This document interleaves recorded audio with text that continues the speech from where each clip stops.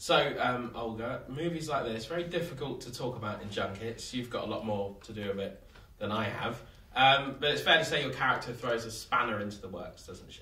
It is. Actually, Julia is a very mysterious character, and that's what I liked about her when I read the script, apart from also the fact that the story was absolutely unique, and for me it was important. And Julia, from the moment Julia appears, everything shifts. The story takes a different turn, and she's kind of a trigger for Jack, the main hero, to go and question everything he had known before, and just go and discover what's behind the curtain.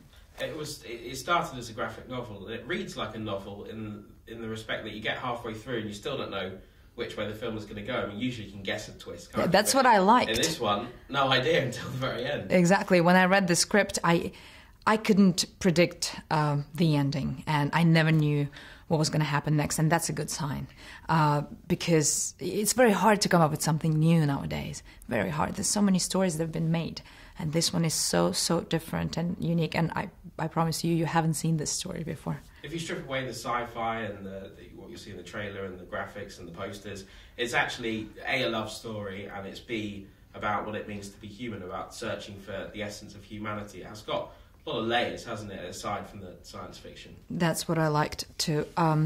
It has layers, it has different themes, the different questions are asked or discussed indirectly in the movie.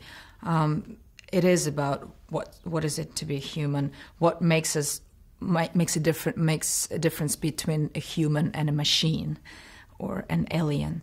But, by the way, when Julia comes in Jack's and Victoria's life, we don't know whether she's a human or a creature. We don't know whether we should fear her. And Victoria is very much afraid of her. And we don't know if she's a bad guy or a good guy. And actually she's both, but for different people.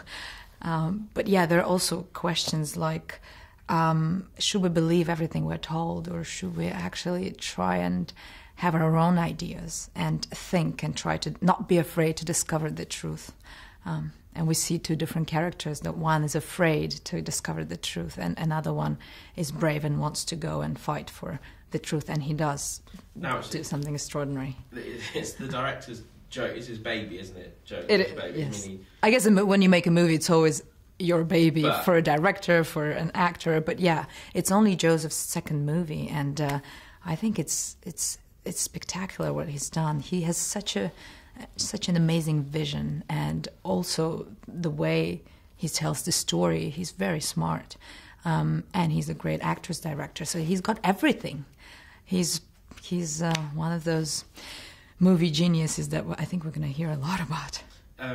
There's a perfectionist then at the director. There's also a very famous perfectionist next to you, Tom Cruise. He's well known as the hardest working actor there is in the business. He does night shoots and comes in for day shoots. What was it like working with Tom? Tom is great. Tom is one of the best partners one can have. Because he's so professional, he's always there for everybody, for the whole crew, for the partners on screen, for people that are working around the set. And he is very hardworking. It's extraordinary what he can accomplish in a day.